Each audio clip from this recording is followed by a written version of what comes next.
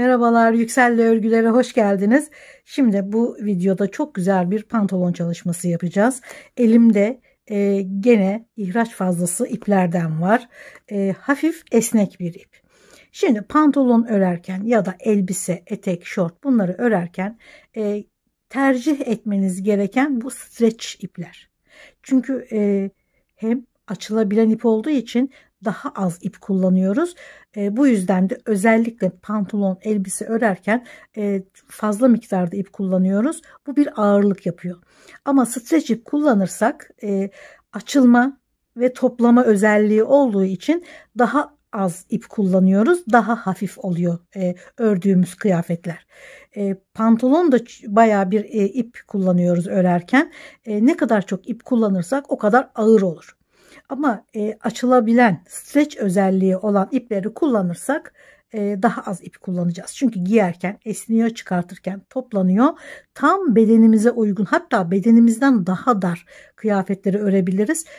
Tabii ki daha az ip kullanacağız. Daha hafif kıyafetler olacak. O yüzden daha çok streç ip kullanın. Özellikle çok ip giden kıyafetlerden pantolon gibi, elbise gibi. Şimdi bu pamuklu yarı yarıya streç diyelim, esnek bir ip. Şimdi bu iple güzel bir pantolon başlayalım. İpin esnekliğini şöyle bir göstereyim. Güzel bir esnekliği var. Pantolon içinde bayağı fark edecek bu esneklik. Ve 3 milim tığ kullanıyorum. 5 numara 3 milim. Kalça genişliği, ben bunu mankene göre örüyorum. Mankenin kalça genişliği 92 santim. Şimdi 92 santim bir zincir çekiyorum. Tam 92 çekiyorum. Hiç pay vermiyorum.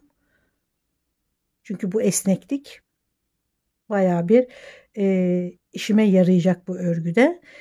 Tam bedene göre örüyoruz ama açılabilen bir örgü olduğu için rahatlıkla giyilebiliyor. Ve daha az ip kullanacağız tabii ki. Şimdi 92 santim zincir çekiyorum. Daha streç, daha esnek ip kullanırsanız 2 santim daha az zincir çekebilirsiniz. Çünkü onun açılma payı daha fazla. Bayağı bir avantaj sağlıyor streç ipler böyle kıyafetlerde. Çektiğimiz zinciri şöyle muntazam bir şekilde, dönük olmaması gerekiyor.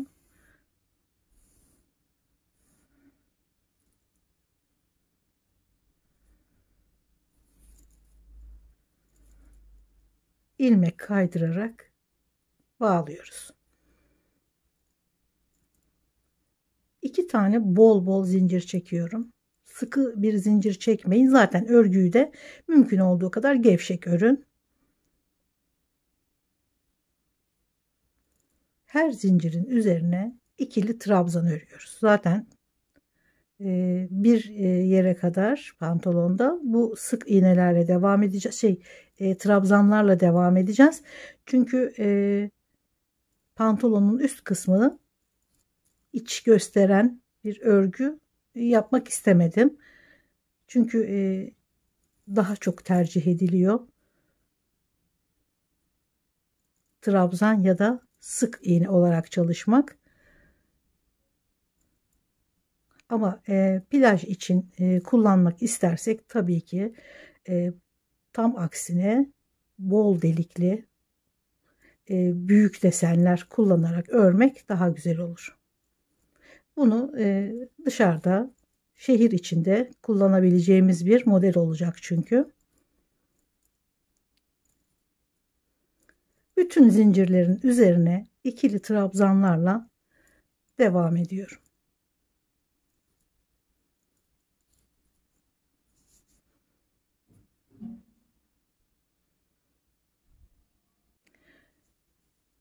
Ben burada 1, 2, 3, 4, 5 sıra sadece ikili trabzanlarla devam ettim.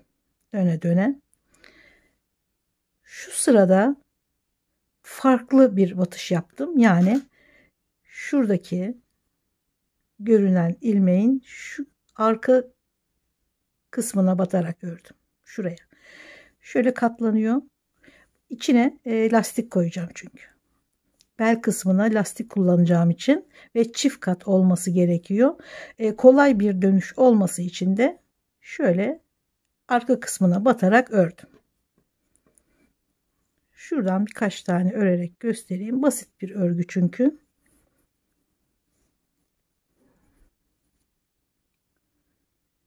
Şuraya şöyle değil, şu iki ipin arkasındakine. Örgü bu tarafa doğru güzel bir şekilde yatıyor.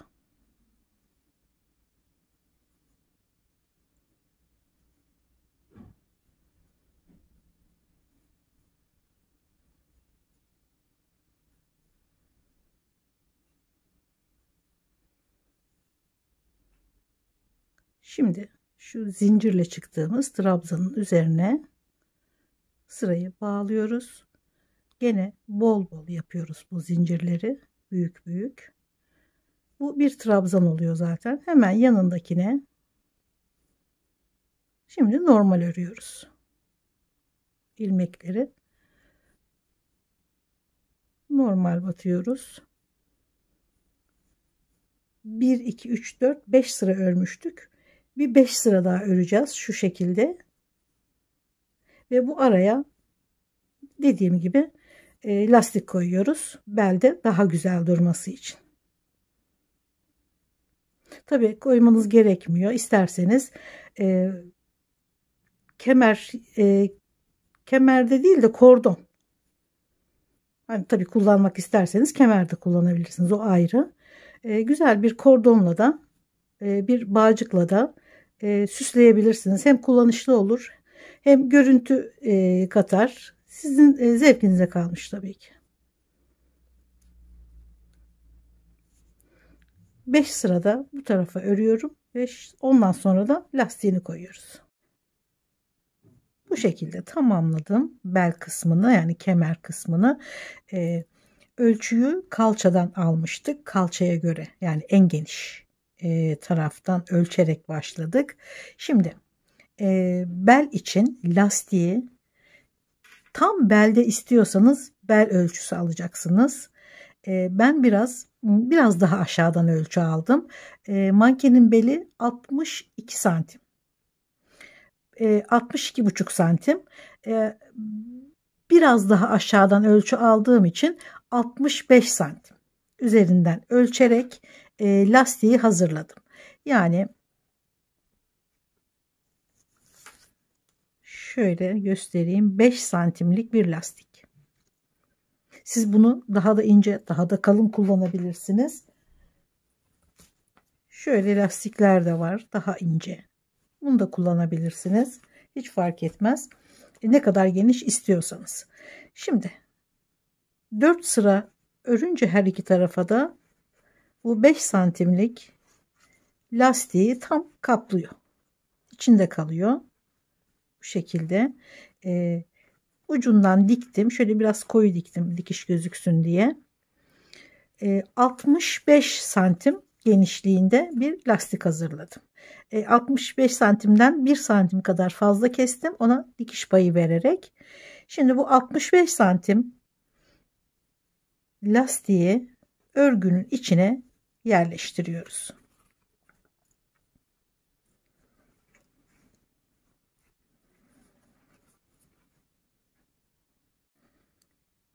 Bu şekilde mümkün olduğunca yerleştiriyoruz içine.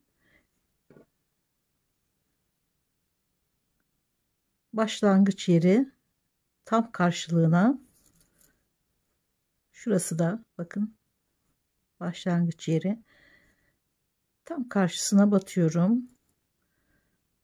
İlmek kaydırıyorum. 2 zincir, bol bol 2 zincir çekiyorum. Sonra yanındaki ilmeğe ve tam karşılığına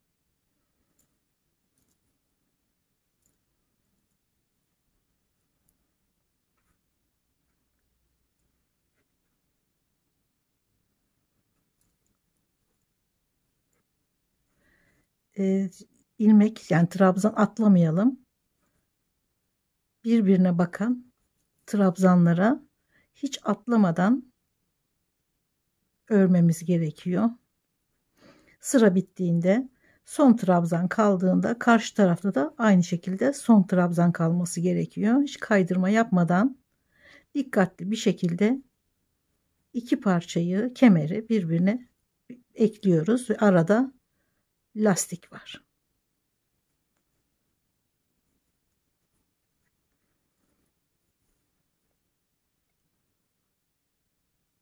Gayet muntazam bir şekilde ilerliyor.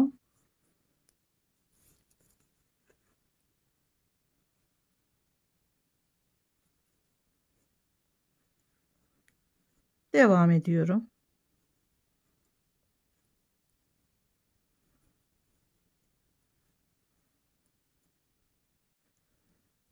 Sıra sonunda son ilmekleri de birleştirip başladığımız noktaya sırayı bağlıyoruz.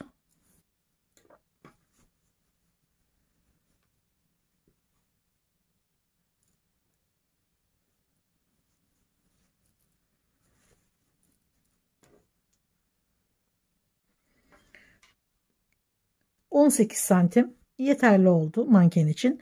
Bunu kendi bedeninize göre ayarlayıp ona göre uzunlukta öreceksiniz.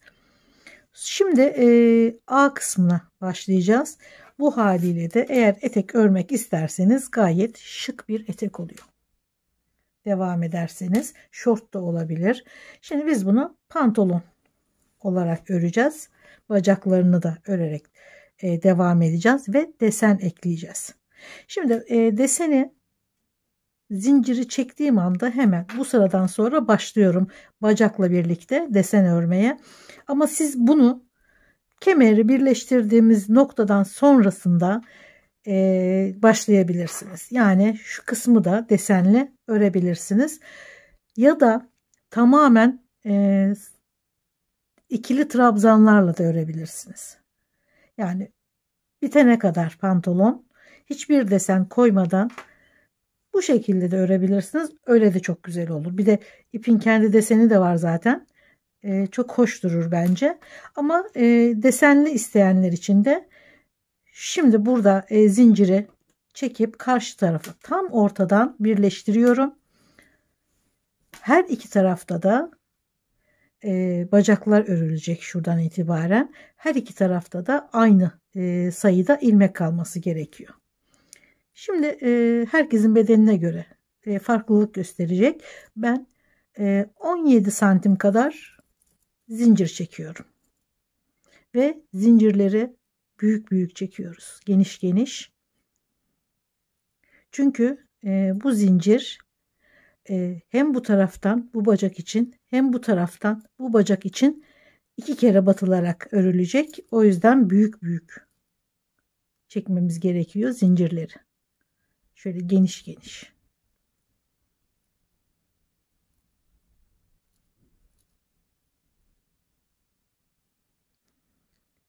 ...17 santim zincir çektim. Bu tabi sizin bedeninizle alakalı.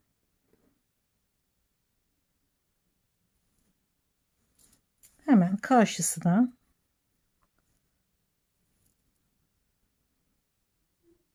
ilmek kaydırarak bağlıyorum.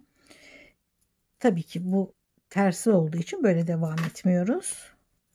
Düz tarafı yani buradan örüyoruz. O yüzden önce zinciri örüyoruz. Hemen modeli kuralım deseni. Hiç desen kurmadan trabzanlarla da devam edebilirsiniz. Ama desen isteyenler için de şöyle güzel, hoş bir desen kuralım. 3 zincir. Bu bir trabzan. Sonra bir iki tane atlıyoruz. Üçüncü zincire 5 tane trabzan örüyoruz. Arada 2 zincir var.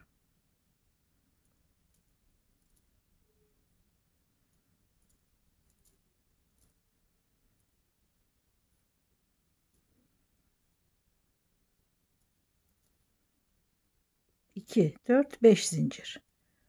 Tekrar 2 tane atlıyoruz. Bir trabzan. Buraya bir trabzan örmüştük. 2 tane atladık. 5 trabzan. Yine 2 tane atlıyoruz. Bir trabzan. Gene 2 tane atlıyoruz. 5 trabzan. Arada 2 zincir mesafe bırakarak 5 trabzan, 1 trabzan, 5 trabzan, 1 trabzan olarak sırayı tamamlıyoruz.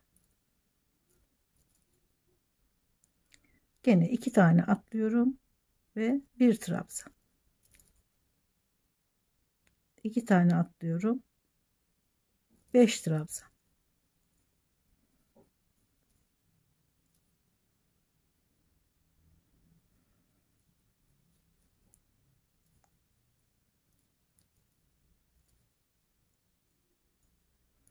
Sırayı bu şekilde tamamlayacağız. Bir trabzan. Gene 2 tane atlayıp üçüncüye 5 trabzan.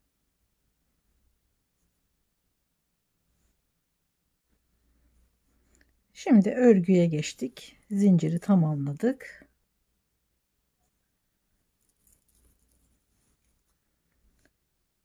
Aynen devam ediyoruz. Bir trabzan, 2 tane atlıyoruz. Üçüncüye 5 trabzan.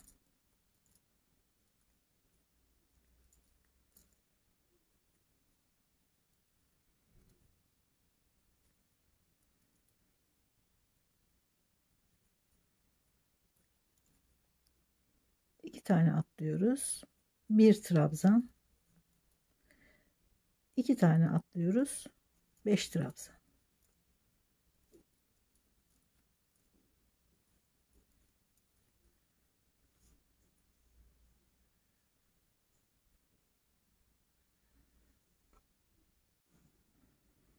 Sıranın sonunda şu başlangıç trabzana, yani 3 zincirle çıktığımız trabzanın 3. zincirine sırayı ilmek kaydırarak bağladım.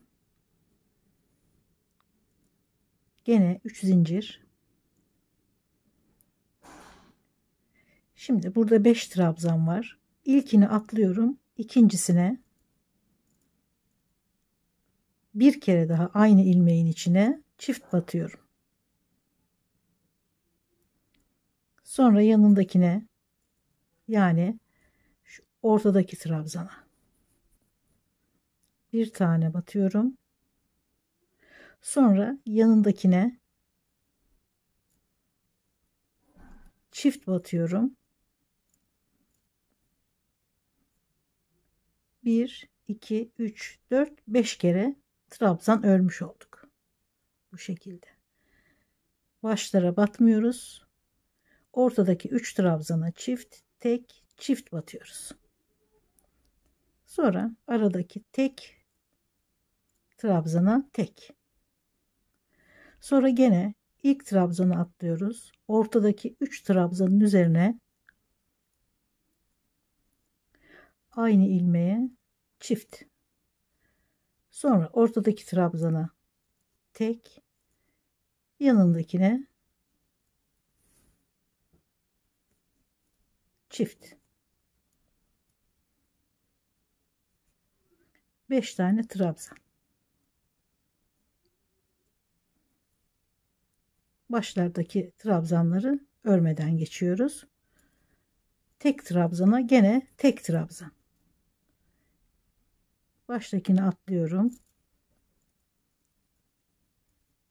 Çift.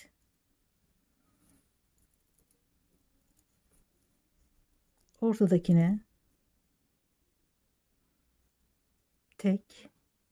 Yanındakine çift. 5 trabzanı ördüm. Sonra tek trabzana tek. Sırayı gene bu şekilde devam ediyorum.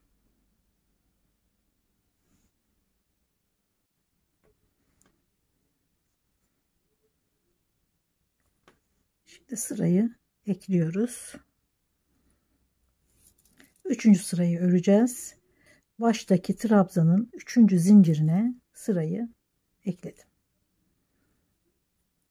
3 zincir, aynı ilmeğin içine, yani trabzanın üzerine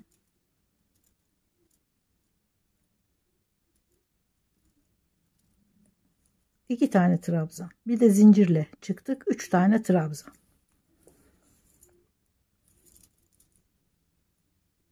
Şu ortadaki tek trabzanın üzerine bir trabzan. Sonra tek trabzanın üzerine 5 trabzan.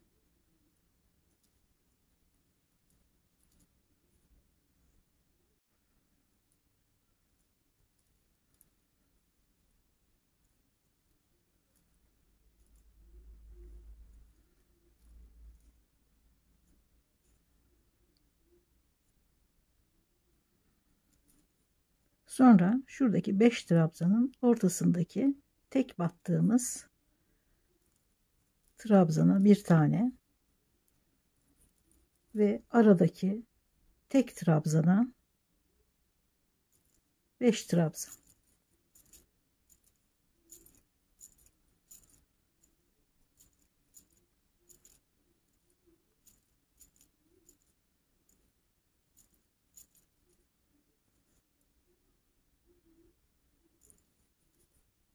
Beş trabzanın ortasındakine bir trabzan, aradaki tek trabzana 5 trabzan.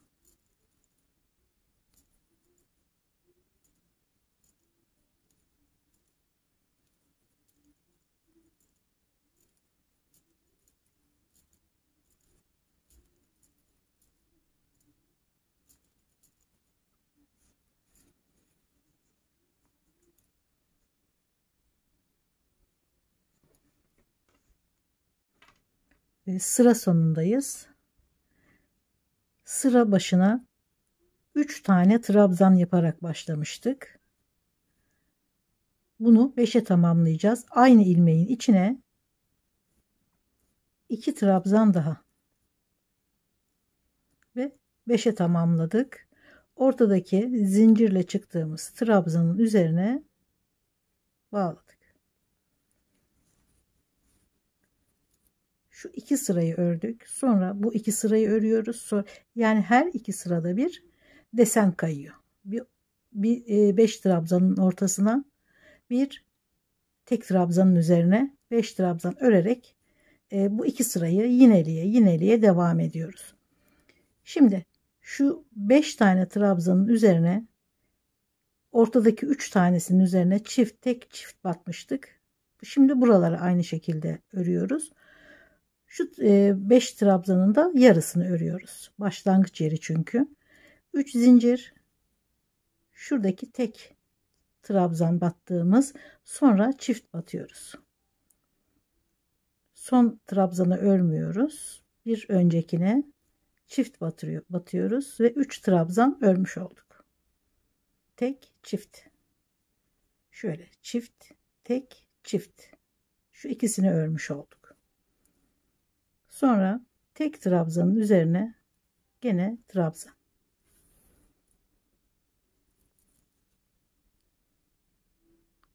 İlkini atlıyoruz. İkincisine çift.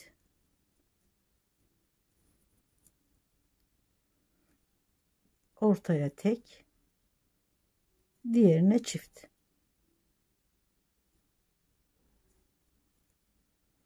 Beş trabzan.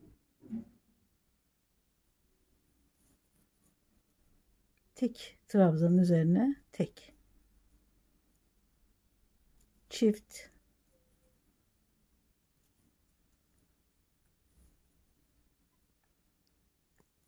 Tek.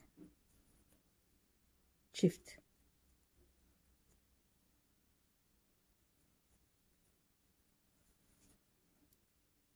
Tek.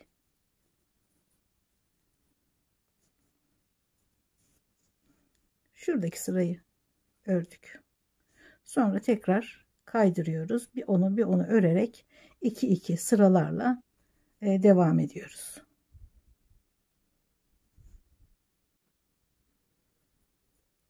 Gene sıra sonundayız. Şu başlangıç 3 tane trabzan örmüştük. Şu tek trabzan da ortadaki. Bir tane trabzanı atlıyoruz. Diğerine çift ve ortadaki zincirli trabzanın en üstteki zincirine bağlıyoruz. 5 trabzan olmuş oldu. Çift, çift, tek. 5. sırayı örüyoruz şimdi. 1, 2, 3, 4. 5. sıradayız. 2, 3 zincir. Şuradaki tek trabzana 5 trabzan.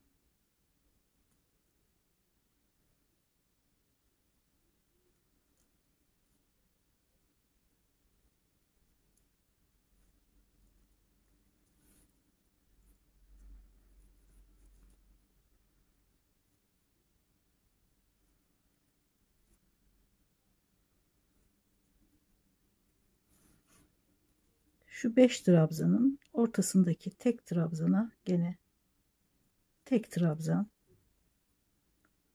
Şuradaki tek trabzana da 5 trabzan.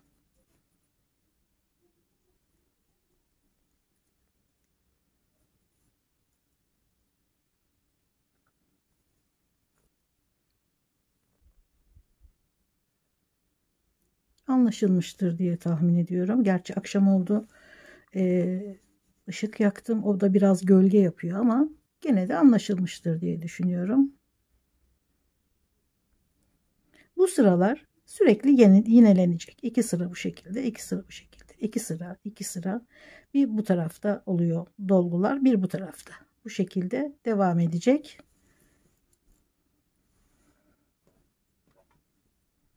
Sonra aynı şekilde bu tarafı da öreceğim. Bir paça, yani bir bacak bu şekilde ilerliyor.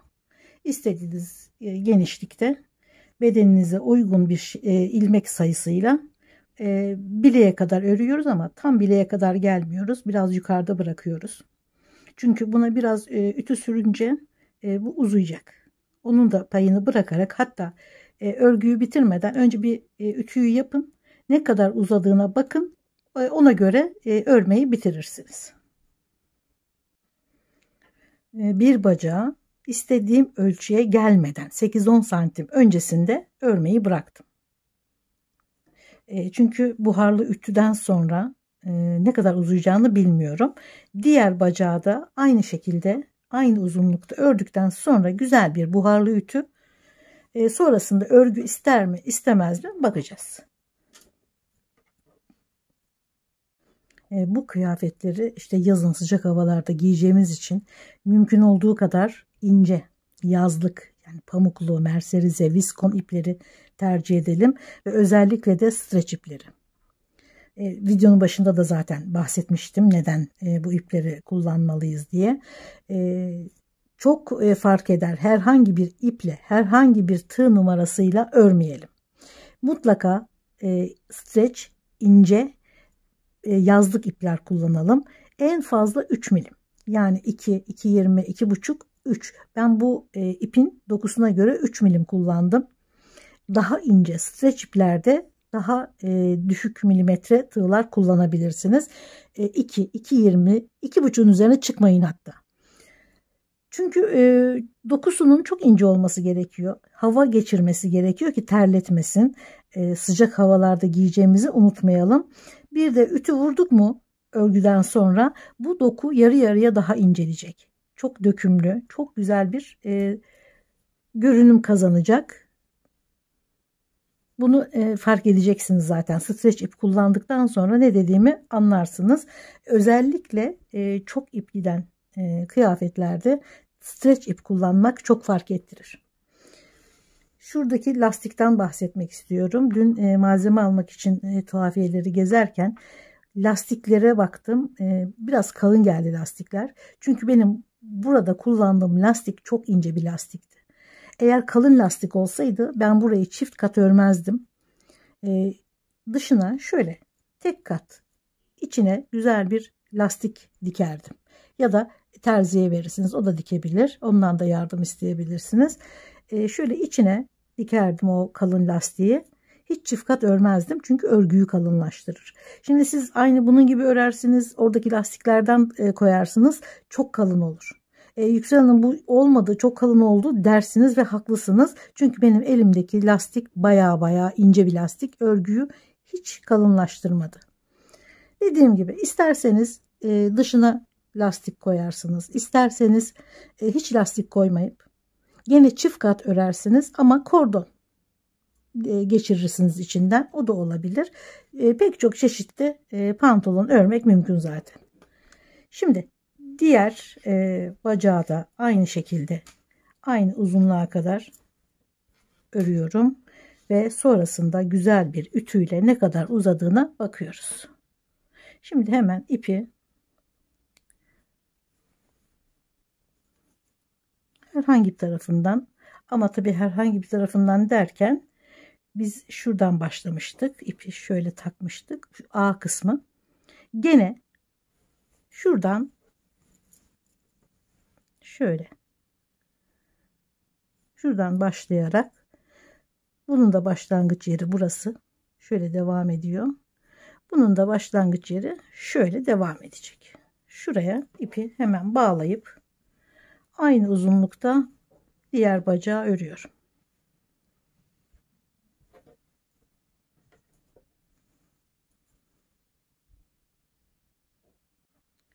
Diğer bacağı da örüp pantolonu bitirdim.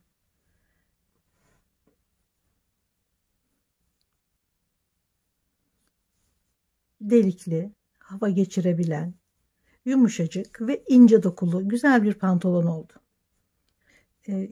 İpin kendinden desenli olması da baya bir fark kattı pantolona. Hem hafif bir desen hem hafif bir renk geçişleri, gayet güzel bir pantolon oldu. Belden paça kenarına kadar, ucuna kadar yükseklik 1 metre. Ben de zaten 1 metre kadar olsun istiyordum. Elimdeki 6 yumak, yani 600 gramın tamamını kullandım. Çok az kaldı ama büstiyerini de yapmak istiyordum aynı ipten. Buna yetmedi tabii ki.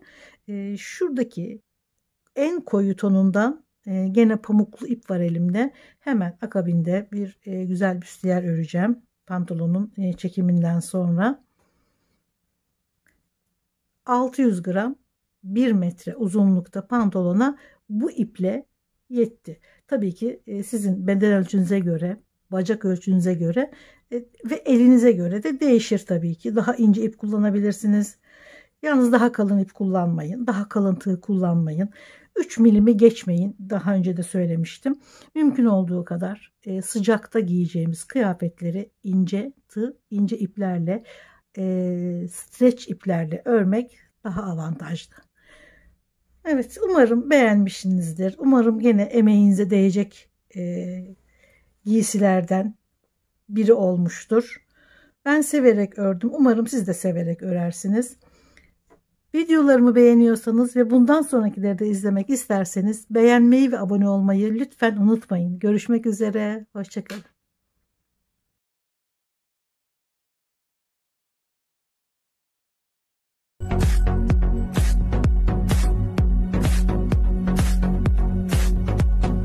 Merhabalar, Yüksel'le örgülere hoş geldiniz. Güzel bir büstiyer çalışması yapacağız şimdi. Bu büstiyeri sanırım bir 3 yıl kadar önce örmüştüm. Yani bir anlatımı var aslında kanalda. Fakat yabancı ülkelerden izleyenler için dil yoktu videoda. Çok sordular niye kendi dilimizde göremiyoruz diye. Bu açığı kapatmak için o büstiyeri tekrar çekmek istedim. Çünkü güzel bir büstiyer modeli. Herkese, yani bütün meraklısına, isteyene seslensin istedim. Kendi dillerinde. Hemen bilgileri de vereyim. %60 koton, %40 polyester. Güzel bir ip, ince. 1,75 kalınlığı, 50 gram, 100 metre ve 2,5 milim tığ diyor. Ben de 2,5 milim tığ kullanıyorum. 4 numara 2,5 milim tığ. Biraz yumuşak olanlarından seçin. Şimdi aynı marka olması gerekmiyor.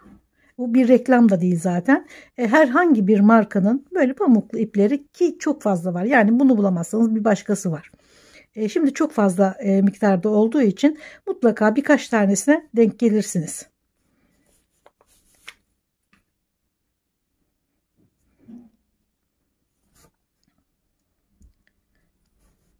Dört zincir çekerek başlıyoruz.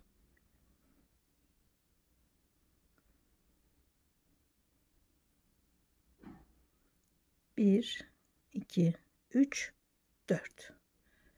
İlk zincire ilmek kaydırarak bağlıyorum.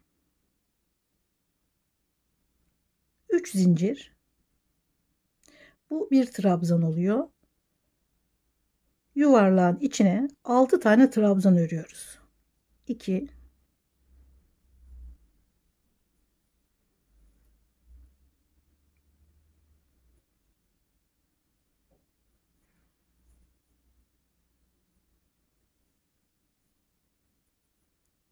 ve 6. 3 zincir. Şimdi burada 6 tane trabzan var. Şu zincirle çıktığımız dahil. Her birinin üzerine 2 kere batıyoruz ama ortadan herhangi bir trabzana da bir kere batıyoruz. 2, 2, tek, 2, 2, 2. Yani çift batarsak 12 tane trabzan olur. Bize 11 tane gerekiyor. O yüzden ortadaki trabzanlardan birine tek batacağız. Çift aynı yere battım. Zincirin çıktığı ilmeğin içine, yanındaki ilmeğe, gene aynı ilmeğe, çift, çift. Şimdi bir tane tek batıyorum.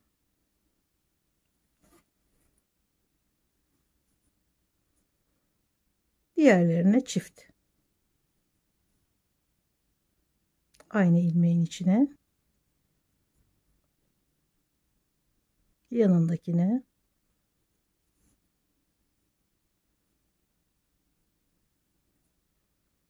ve son trabzana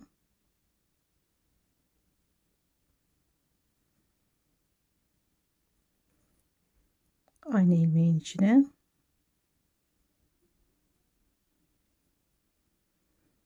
2, 4, 5, 7, 9, 11. 11 trabzan. 3 zincir. Şimdi desene geçiyoruz. Gerekli trabzanımızı ördük. Gerekli sayıda. Yanındaki ilmeğin içine batıyoruz. Yanındakine.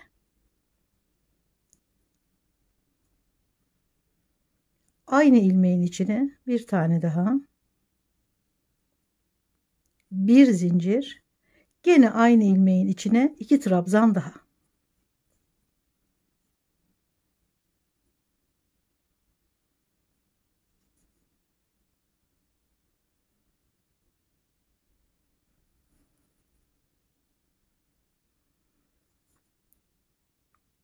Sonra şu aşağıdaki, yani yanındaki trabzana içinden batıyoruz. Ortasından. Bu uzun trabzan. Şöyle uzatıyoruz ve ikili trabzan. Sonra yanındakine gene 2 kere aynı ilmeğin içine, araya bir zincir, gene aynı ilmeğin içine 2 trabzan daha. Trabzanları 2 2 batıyoruz. Şuradaki uzun trabzanı örüyoruz, uzatıyoruz. Sonra gene yanındaki trabzana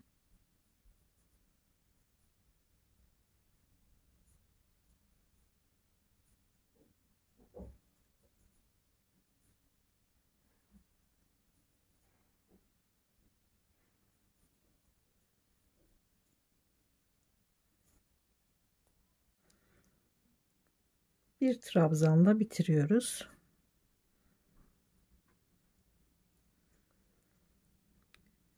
Şimdi biterken ve başta 3 tane trabzan gözüküyor. Bu baştaki ve sondaki trabzanları sıraya dahil etmiyoruz. Saymıyoruz baştakileri. 2 2 2 devam ettim. Şimdi bu sıradan 2 kere daha tekrar edeceğim. Toplam 3 sıra olacak.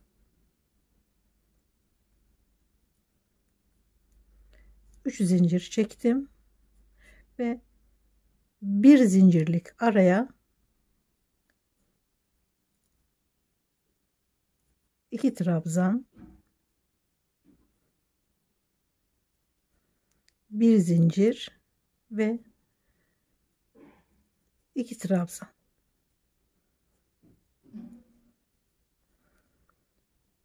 Şöyle arkadaki uzun trabzana yine ortadan batıyorum. Bu sefer bu şekilde batıyoruz ki görüntü aynen devam etsin. Yine uzatıyorum ve şimdi gene boşluğa 2 trabzan, bir zincir, aynı boşluğun içine 2 trabzan daha ve şöyle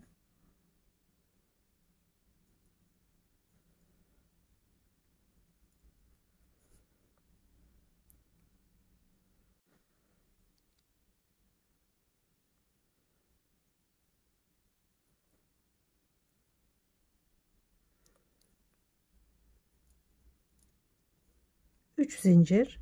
Şimdi gene şu bir zincirlik boşluklara devam ediyorum. Aynı iki sırayı ördüğüm gibi.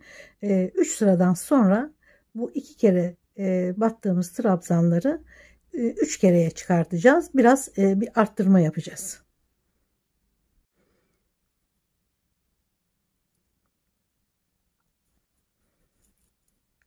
Şimdi 3'e çıkartıyoruz.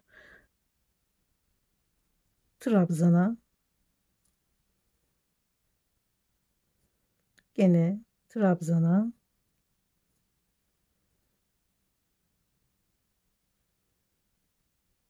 ve boşluğa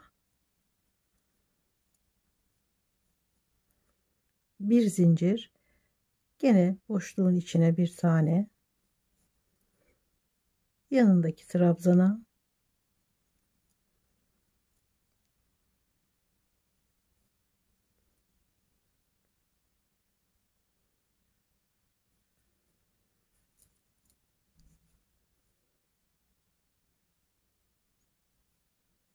uzatıyoruz ve ikili trabzan.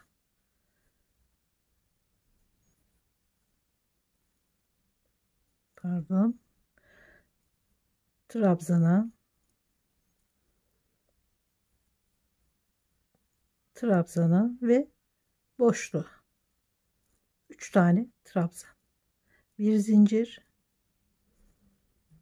tekrar boşluğun içine bir tane, bir tane trabzana, bir tane daha, 3 tane.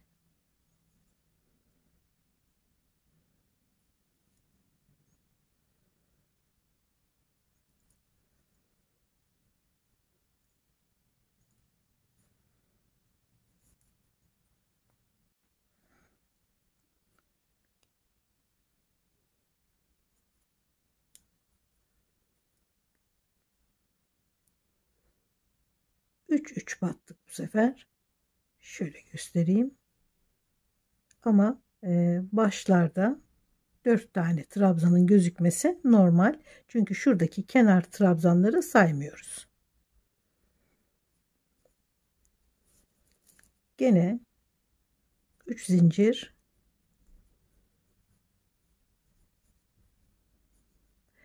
üçe çıkartmıştık. Şimdi bu 3 trabzanda sabit tutmamız gerekiyor. 3 sıra daha öreceğiz. Yani şu 2 kere battığımız trabzanları 3 sıra ördük. Şimdi 3 kere battığımız trabzanları da 4 sıra öreceğiz. Baştaki yani bu zincirle çıktığımız trabzanın yanındaki ilmeği atlıyoruz. Buraya batmıyoruz. Yanındakine. Çünkü ilk ilmekten başlarsak trabzan sayısı artacak. Bunu 3'te sabitlememiz gerekiyor. O yüzden şu baştakini atlıyoruz. 2 ve ortaya 3. Bir zincir. Yine boşluğa bir tane. 2 ve 3. Sondaki trabzanı atlıyoruz. Şu ilmekleri atlayarak 3 trabzanda devam ediyoruz.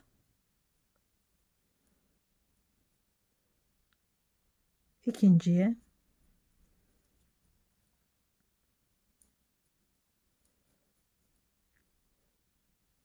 boşluğa bir tane, bir zincir, boşluğa bir tane daha.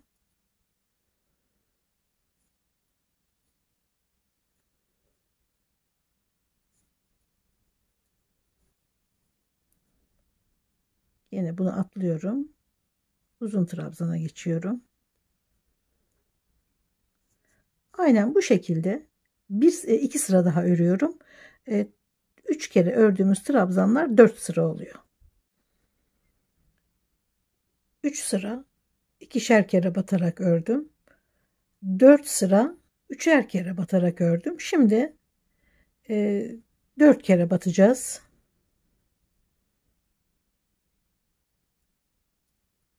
3 zincir.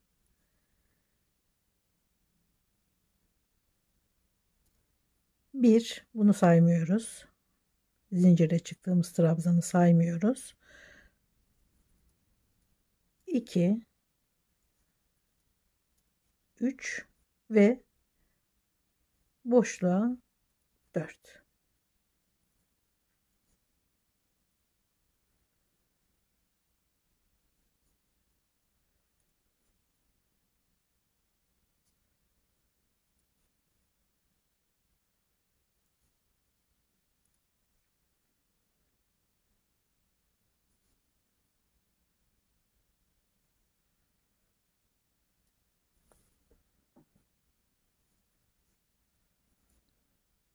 Üç trabzanın üzerine bir boşluğa 4.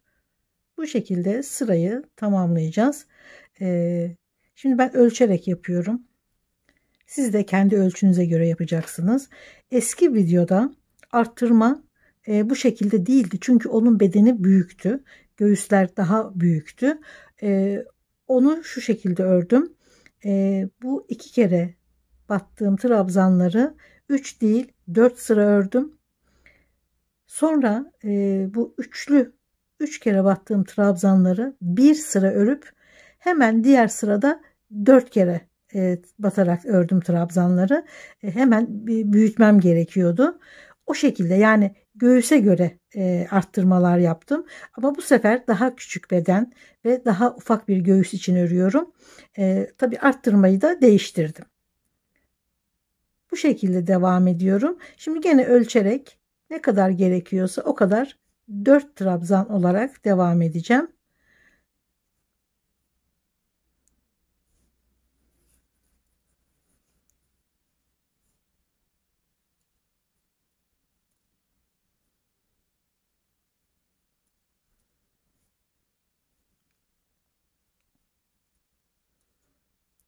Bir de ortaya 4. Bir zincir, gene ortaya 1, trabzanlara 2, 3 ve 4.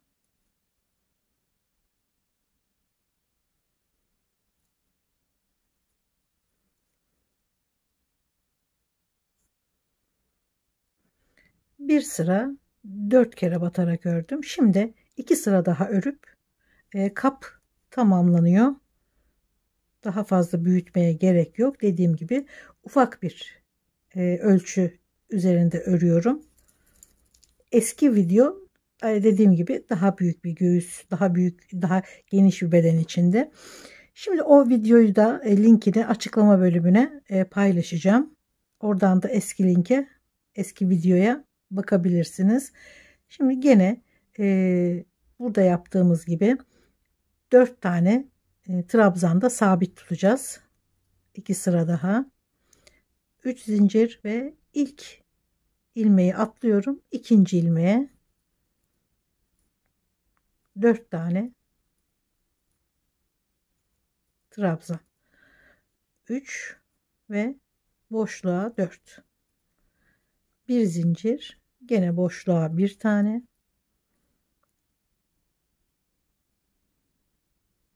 3 tane trabzanlara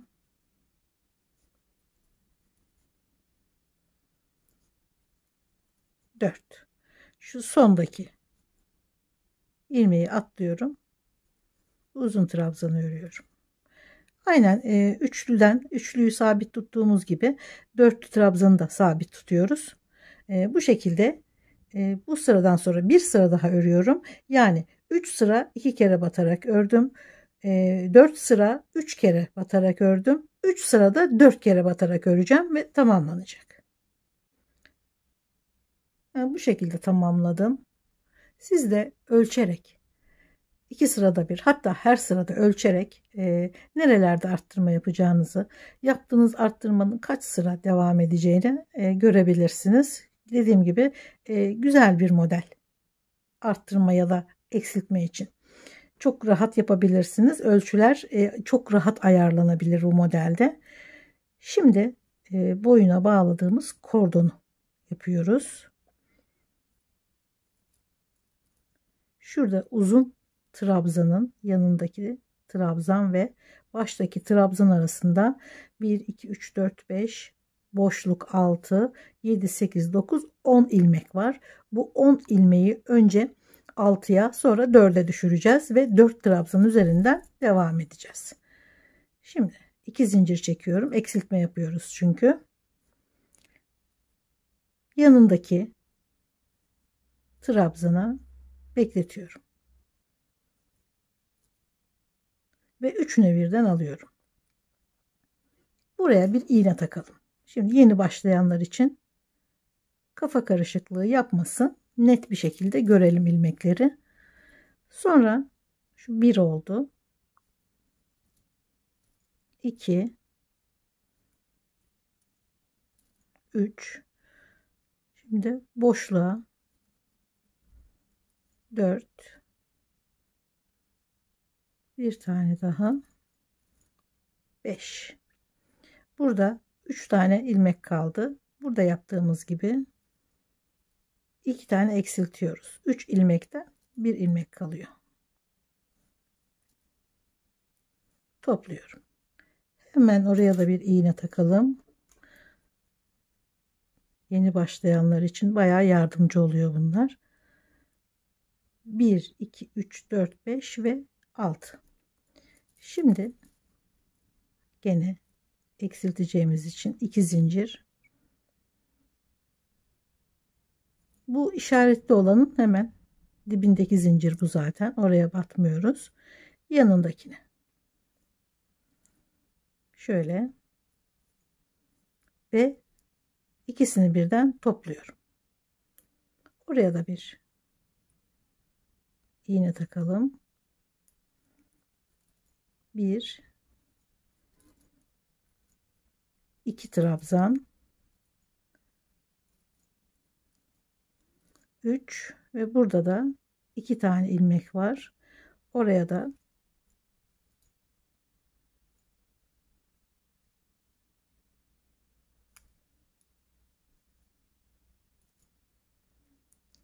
bir, iki, üç, 4 tane ilmek oldu. Şimdi 3 trabzan, artık eksiltmiyoruz. 4 tane trabzana ulaştık. Yanındakine 2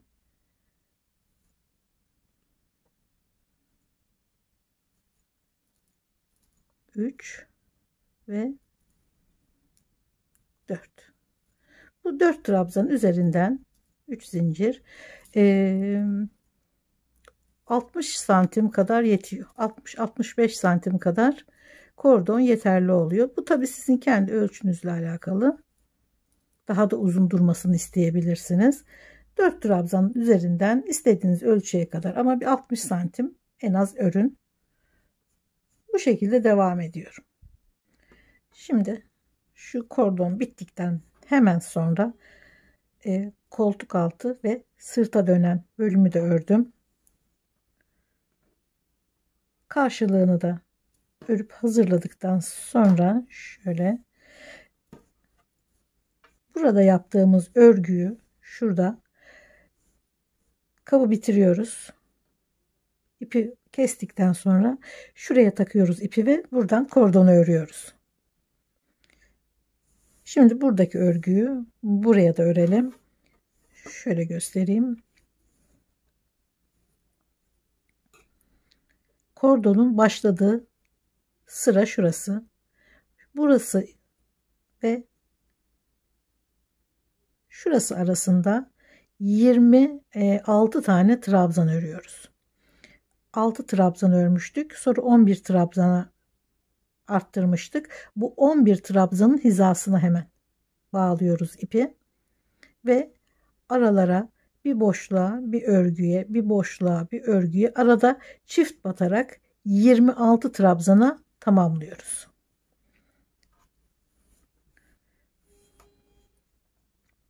İpi hemen şu kordonun başladığı yerden bağlıyorum.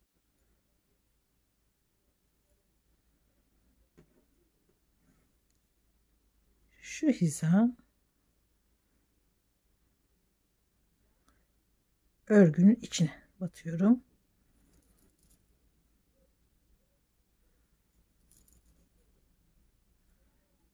Bir, iki, üç zincir.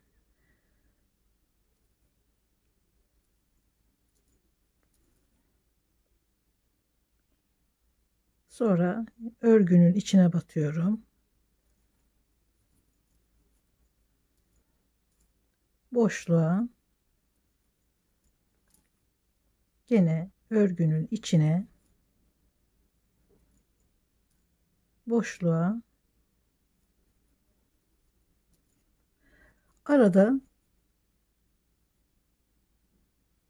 çift batıyorum. 26 tane trabzanı tamamlamak için boşluğa. Şimdi çift batayım bir tane. Toplam 26 trabzanı tamamlamak için. Şimdi şöyle araya, yani örgüye derken şu iki sıranın arasına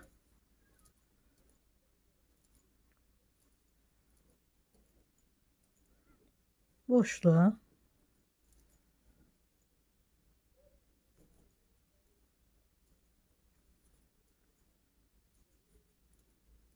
gene çift batalım. Şurada 11 trabzan hizasına kadar ya da 6 trabzan bitimine kadar, şuraya kadar 26 trabzanı örelim.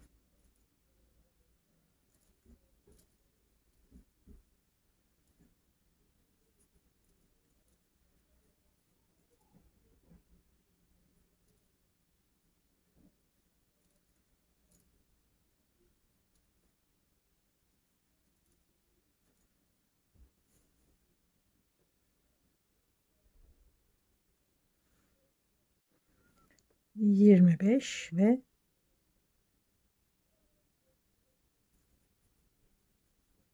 26.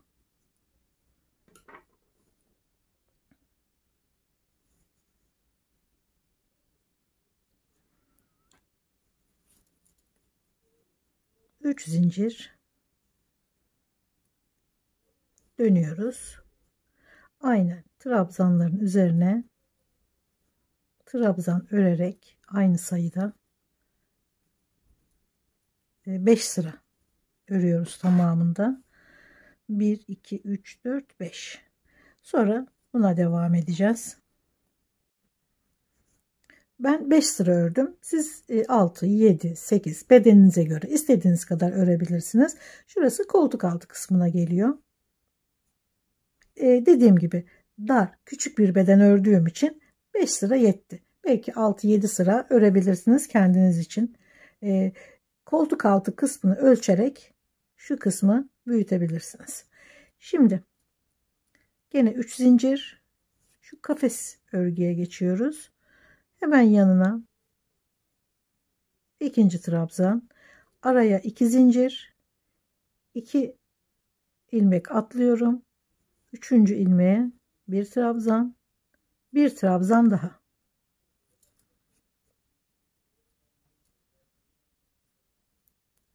İki zincir, 2 ilmek atlıyoruz.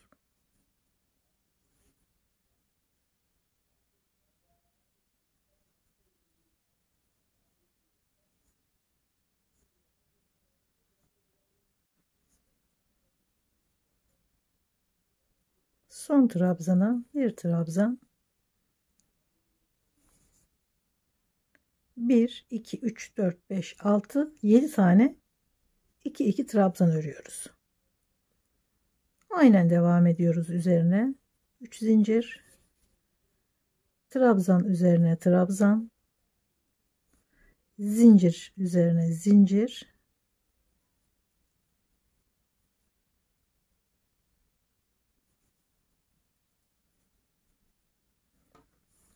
bir 2 3 4 5 6 7 8 9 10 sıra örmüşüm.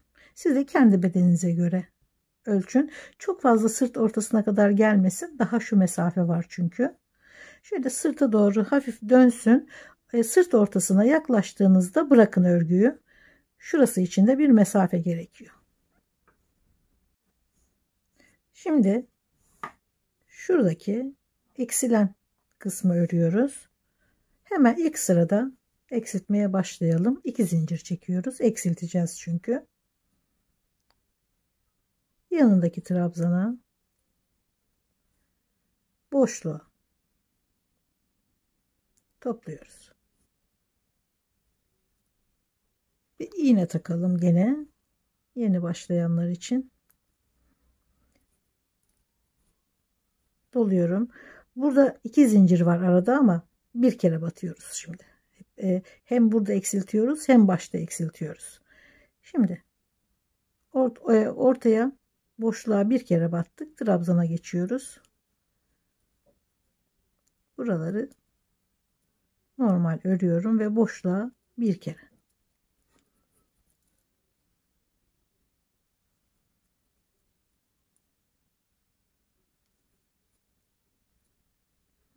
Boşluğa bir kere.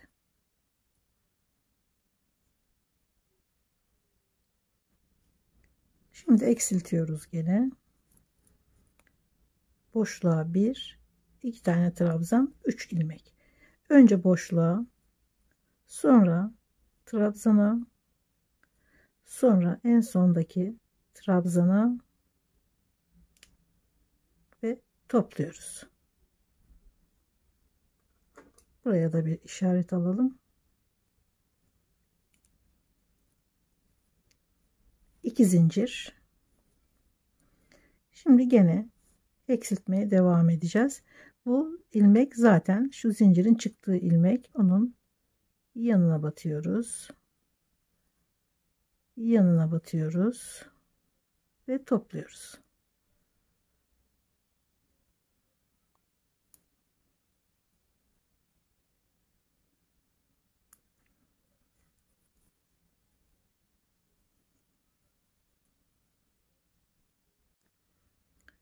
Üç ilmek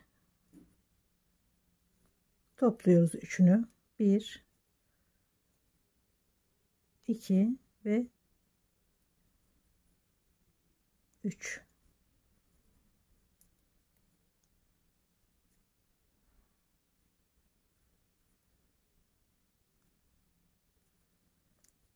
Gene 2 zincir. Şurası batacağımız bir ilmek değil. Zincirin çıktığı ilk ilmek. Tabii ki orayı atlıyoruz. Zaten var 2 zincirle. Yanındakine topluyoruz.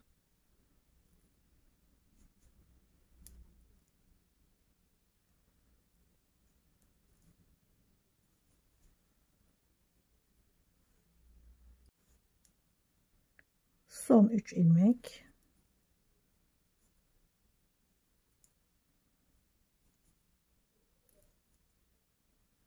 topluyoruz.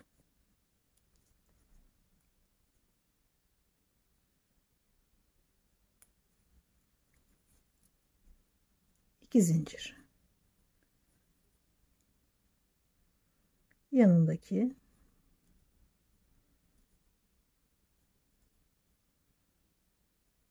gene topladık. Artık iğne takmamıza gerek yok. 2 3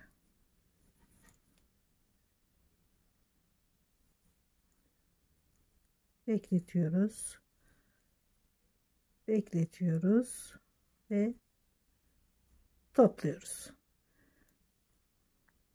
1 2 3 4 ilmek kaldı.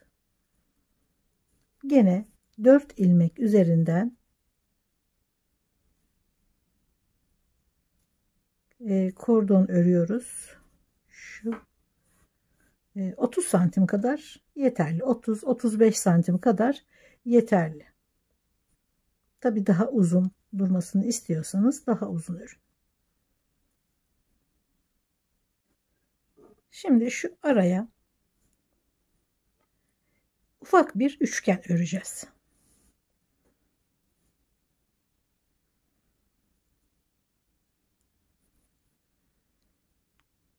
Beş tane zincir çekiyorum.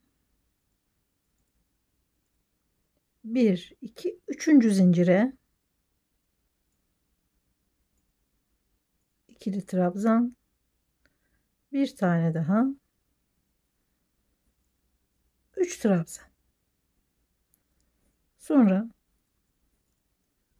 dönüyorum. Baştaki şu bir trabzan hemen dibine batıp 2 tane trabzan oluyor aynı boşluğun içinde.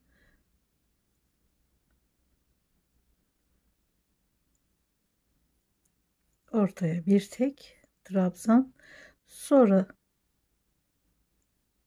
sondaki trabzana da 2 kere batıyoruz aynı ilmeğe. 5 tane trabzan oldu. Gene 3 zincir, aynı ilmeğin içine çift batıyoruz.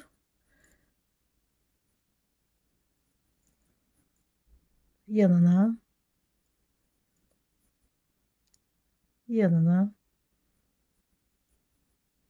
ve sondaki trabzana bir kere daha, başlardaki trabzana hep çift batıyoruz.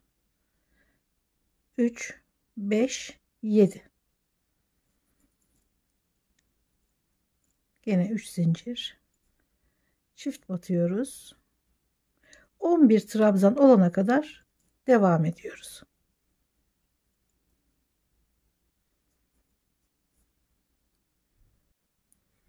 Bir trabzan, 5 sıra. Şimdi bu üçgeni şöyle dikiyoruz. Biraz ip bırakıyoruz. Bir iğne yardımıyla şöyle dikip yerleştiriyoruz. Son sıranın bir altından. Şöyle. Son sıranın hemen bir altından, şuradan itibaren 5 sıra sayıyoruz. 1 2 3 4 5 sıra. Şöyle her iki tarafı da son sıranın hemen altından dikiyoruz 5 sıra üzerinde. Şöyle 5. sıraya tutturdum ipi. Elimle de son sıranın hemen altından sabitledim ve şöyle ince iple, tek kat ipler alarak hafif bir dikiş yapıyoruz, hiç sıkmadan. Çok gevşek olmayan, çok da sıkı olmayan, doğal görünmesi için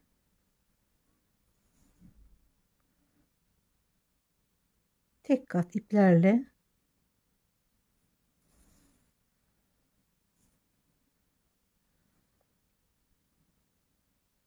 çok seyrek dikmeyin. Çok sık dikiş de yapmayın. Normal.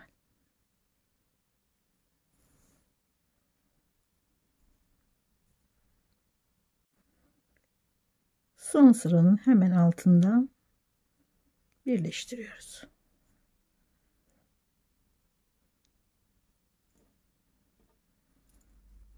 Ve şuraya bir sıra aldı. Gene aynı şekilde 5 sıra buraya dikiyoruz.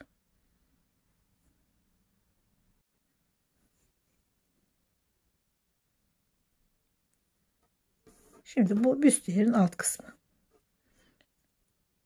Üçgeni ufak yaptık. Şuraya kadar sıfırlayacağız. Çünkü dümdüz olması gerekiyor alt kısmı. Kenar deseni öreceğiz oraya da. Şu kısmı sıfırlayana kadar bir A örgüsü yapacağız. Yani file örgüsü. Bu şekilde de devam edebilirdik ama bu görüntüden sonra bir A file görüntüsü daha hoş duruyor. O yüzden hemen şuraya kadar şöyle sıfırlayana kadar birkaç sıra A örgüsü yapacağız.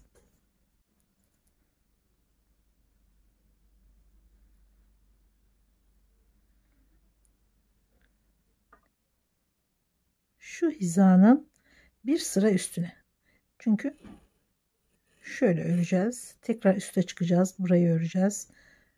Buraya gelene kadar sıraları yineleyeceğiz. O yüzden bu hizanın bir sıra üstünden ipi bağladım. 1, 2, 3 zincir.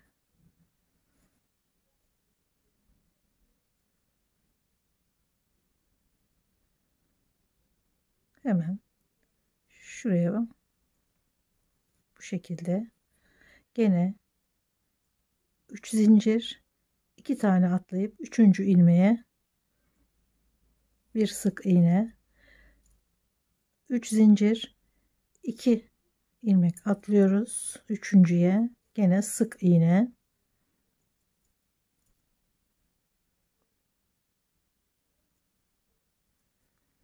sonra 3 zincir ve bir üst sıraya.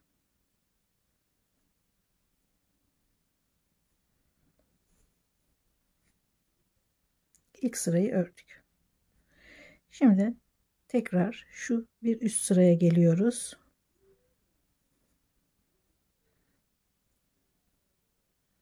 Bir tane daha örelim. Tam denk gelsin ve örgünün içine de batıyorum. Şimdi 3 zincir dönüyorum. Şöyle 3 zincir boşlukların içine.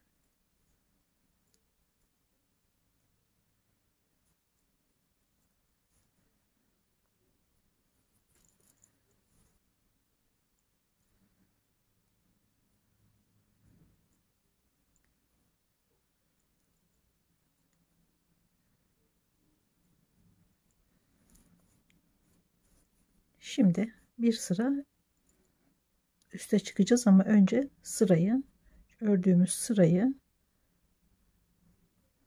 şuraya bağlayalım. Bir üst sıraya.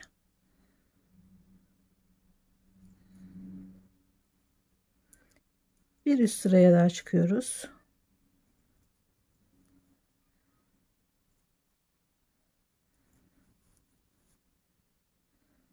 Çeviriyorum.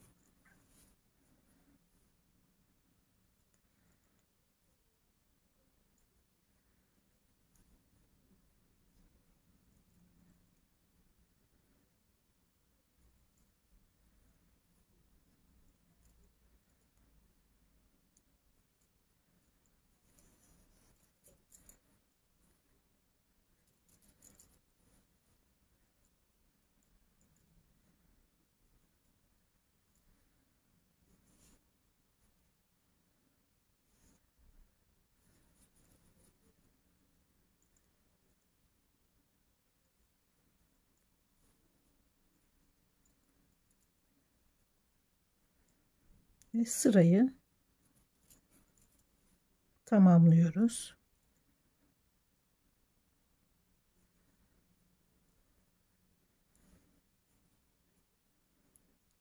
Bir, iki, üç. Bir sıra daha örelim. Şimdi şuraya kadar geliyoruz. Ve bu örgünün içine de bir tane dönüyoruz. 3 zincir boşluğa.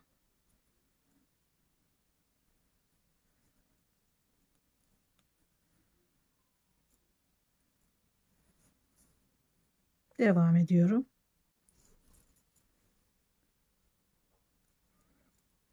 3 zincir ve sırayı bağlıyorum.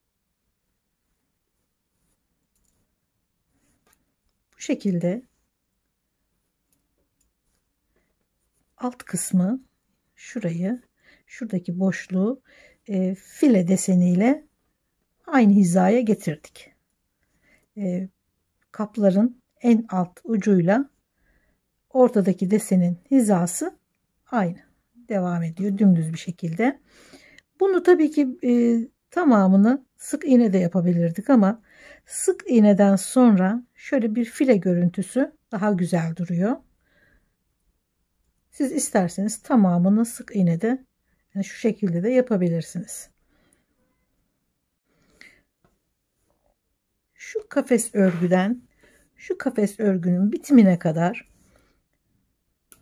file örgüsü öreceğiz bir sıra. Bu 3 zincirliydi. Şimdi öreceğimiz 5 zincirli.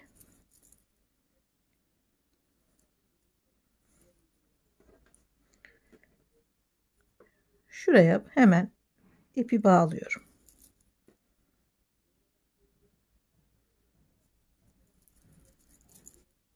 Ve 30 tane A örgüyü buraya belirli aralıklarla örüyorum.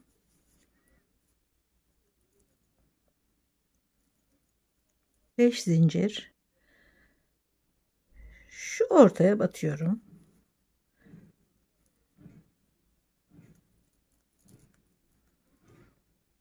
Şuraya sıranın hizasına örgünün içine batıyorum. Belirli aralıklarda olacak. Rastgele olmasın. Hep aynı aralıklarla. Şimdi gene örgünün şu boşluğa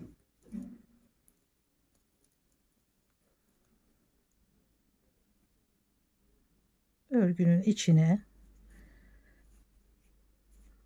biri dar biri geniş olmasın. Hep aynı aralıklarla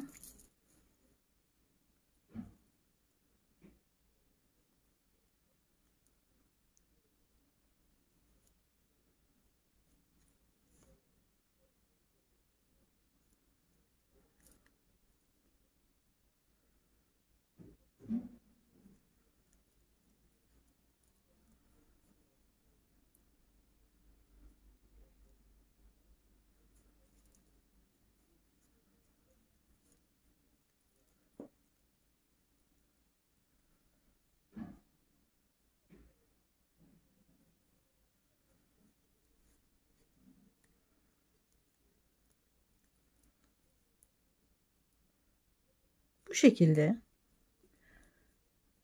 bu aralıklar yeterli.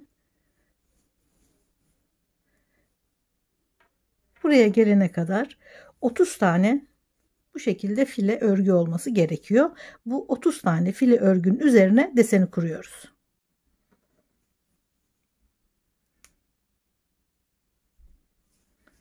Nerelere battım daha rahat gözüksün diye şöyle yakından göstereyim.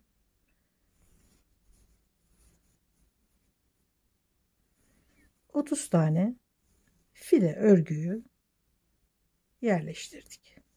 Şimdi sıra başına geliyorum.